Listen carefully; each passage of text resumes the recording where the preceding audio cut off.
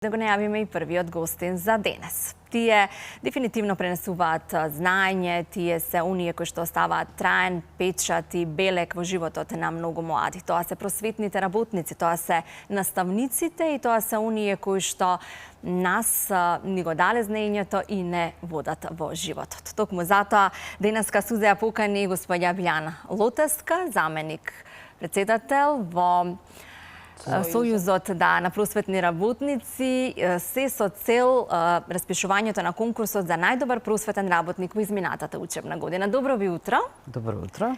И пред да започнете со разговорот и пред да ги кажеме сите услови, кои се критериумите кои што еден просветен работник треба да ги има, да ве почестам со некој пијалок. Повелете, ќе се напиете кафе или чај? Чај. Ајде, нека е чај. Кафето виче го испив. Да. Оле, ти благодарам, а воедно ја поздравувам нашата гостинка, која не е за прв пат во нашето студио на многу разноразни теми, од психологија до образование, до музика, хоби и така натаму, секогаш во добро расположение заедно со нас Билјана Лотеска или Биба, како што ние ја нарекуваме. Да. Биба, да, ја привршивме вчера учебната година, иако ти си дел од најмалите возрасти, како психолог во градинка, целата своја професионална кариера всушност ја поминуваш и се уште таму, но активна како заменик председател во Сојузот на просветни работници, веќе се крчка и се привршуваат сите нешта околу конкурсот кој што и оваа година се распишува, така нели? Да. Најнапред сакам да ви се заблагодарам затоа што вашата телевизија и вие како утринска секогаш сте ни огромна поддршка на нас во Сојузот на просветните работници. Еве и минатата година и ова можноста за први да го презентираме, односно да го најавиме конкурсот е токму кај вас.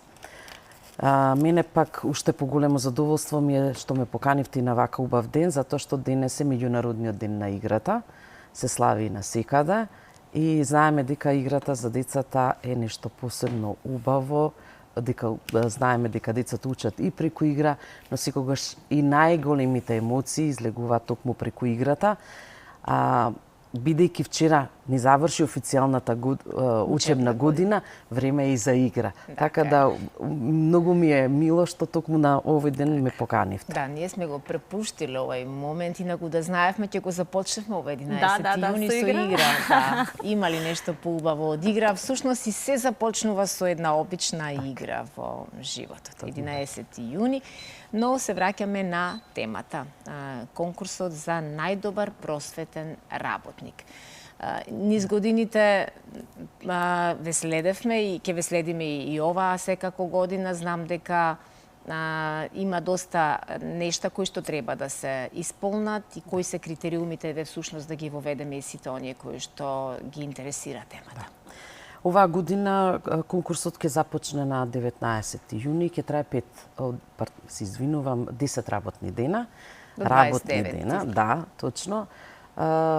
До тогаш во тој период сите заинтересирани ќе можат да ги достават своите документи кои што и ќе бидат објавени на нашата веб страна, на страната на Сојузот на просветни работници. Ќе можат да погледнат и ова што јас ќе го кажам утрински сега, ќе можат истото да го видат и на самата страна. Како и секоја година, според правилникот кој што се води од Сојузот на просветни работници за признание и награди, според членот 16 си постојат и критериуми, а тоа е секако да се има завршено соодветно образование, секако според дејноста, да се има успешни резултати во додатната и дополнителната настава, да се учествува на разни ученички надпревари, што е навистина да се добиваат признанија и награди, што е еден од условите кои што доста високо се оценува. Секако да се биде активен учесник на сите полиња, односно да се поттикнува и поддржува и се повеќе развива воспитно-образовната работа, како во предучилишното, така и во училишното образование, да се учествува на разни семинари, на разни конференции, манифестации, да се оди секако на едукации и да се да биде некој од обучувачите на тие едукации. Секако тука е важно и она што се работи сето тоа заедно, и како и со учениците, меѓутоа и самиот наставник и самиот воспитувач кој што е и во предучилишното, сето она што го работат во текот на изминатата година 2025-2026 е овој конкурс, сето тоа да го имаат ставено, сите потребни документи да ги достават на мейл адресата, која што ќе ви ја кажам. И она што исто е важно, да се учествува, секако е еден голем плюс, да се биде дел од создавањето на учебниците, на прирачниците кои што се користат во воспитно-образовната работа. Да кажам дека учество можат да земат сите воспитувачи во предучилишното образование, сите стручни работници и соработници во предучилишното, истото важи и за основно средно образование, како и за високото образование. Имаме посебни награди за воспитувачи, посебни за стручниот предучилишно, исто и во основното. Посебна награда за наставниците, посебна за стручните работници и соработници и во училиштата, и секако за професорите во високото образование. Мейл адресата на која што ќе треба да се испратат е Сојуз на просветни работници 2026 се поврзано @gmail.com.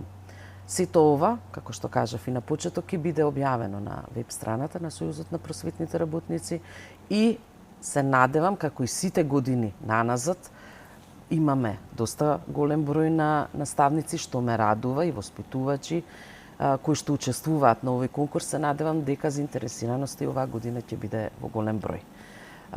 Јас знам дека наставниците сега ги добија еден, да ги поздравам и сите, да им честитам и на сите наставници кои во основното образование сега им заврши конкурсот, па може да се пофалат дека добиле звања на ментор, добиле звања на советник, што е многу добро, затоа што знаеме дека за да добиеш едно такво звање треба навистина да си направил нешто и да си работел и ти како наставник заедно со тие деца. И знаеме дека сето тоа е за доброто на децата, односно за подобри знаења и резултати кај децата. Секоја чест. Стана навистина многу одговорно и многу, како да кажам, инспиративно и предизвикувачки денеска да бидеш добар просветен работник и да бидеш еден од најдобрите. Благодарение на дигитализацијата, на целиот технолошки напредок, благодарение на вештачката интелигенција, денеска ми се чини дека од наставниците се бара и се очекува многу повеќе од она што се бараше некогаш од наставниците во минатото, кога имаше табла, имаше креда, имаше дневник, пишан во кој рачно се забележуваше, и ми се чини дека тогаш имаше и многу помалку стрес. Благодарам, моле, многу помалку стрес во процесот на работа на еден просечен наставник, не само тука во регионов, туку и насекаде во светот. Денеска стана навистина многу сложено, комплицирано и многу помалку време слободно имаат наставниците отколку во минатото, нели? Да, еве јас од искуство можам да кажам дека не ни завршува денот кога излегуваме од работа јас во 15 часот, така да се уште доработуваме некои идеи кои што треба да ги реализираме во текот на следните денови, како и да е точно, меѓутоа пак е отворен светот за многу можности, што порано ги немаше. Точно. И навистина произлегуваат од сите страни некои интересни идеи и се раѓаат интересни идеи кај сите наставници кои што можат да се реализираат заедно со учениците. Затоа што како одат генерациите напред, како ја користат технологијата, така и наставниците се прилагодуваат кон сето тоа. И мислам дека и со самото користење на вештачката интелигенција, еве имаме и проекти кои што влегуваат и од самото Министерство за образование, влегуваат тие проекти за паметното користење на вештачката интелигенција во наставата, секако наставниците тоа знаат и тоа како добро да го искористат. Што е еден плюс, а и е во интерес на учениците, затоа што пак и на нив сето тоа им го носи новото време и им се поинтересни вака часовите. Да, малку е по-брзо времето, малку се поголеми и пораширени сите можности, Меѓутоа, добар наставник и тоа како знае тоа да го искористи и употреби во наставата. Така. И за крај, колку овие мали мозочиња со кои вие работите долги години во градинките, ја прифаќаат сите новитети? Тие растат, всушност, живеат со паметната технологија. Колку вие учите од нив? Па ние секојдневно учиме. Нашата работа, јас мислам дека се до пензионирање е секојдневно учење на новитети. Да, и малите веќе ја користат новата технологија, но верувајте, еве конкретно вчера имавме една активност која што произлези од самите нив и која што навистина го направи денот интересен. Сепак игрите во дворот кај малите сепак носат поголем интерес. Да, и поголема радост. Иако се на телефоните, она што може во живо да го истражат, во живо да го видат, сепак кај нив носи поголема радост. Така да ги користат, да, меѓутоа, ако се користат и кај малите паметно, може да биде само со придобивки. Се радуваат на играта. Да. Сепак на отвореното, кога сме надвор, така е поинтересно. Нека биде што повеќе на отворено, нека бидат што повеќе во нивна активна детска игра, отколку да ги користат телефоните кои што се застрашувачки веќе претворени во зависност. И само уште да го кажеме мејлот на кој што можат да се пријават сите оние кои што се заинтересирани да бидат Сојуз на просветни работници, поврзано сето 2026@gmail.com. Така. Јас посакувам вистински оние кои што сметаат дека во својата работа, во својата мисија се докажале и се потврдиле да бидат дел од овој конкурс, да се пријават, а комисијата си ја знае својата работа. Посакувам многу среќа. Од 19 па натаму 10 работни дена ќе трае конкурсот и верувам дека и кога ќе ги објавиме имињата на оние најдобрите, во најдобрите ќе имаме можност повторно да се видиме, ако не овде, на ваш терен.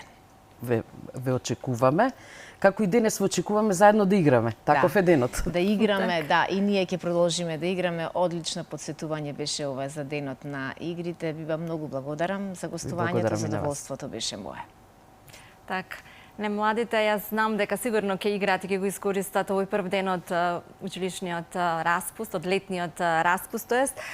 Знам и дека добар наставник е оној кој што ни дава инспирација и ни дава некоја насока по која што ние понатаму ќе кориме во животот. Многу среќа на сите оние кои што ќе конкурираат и посебно до оној кој што ќе ја добие највисоката титула.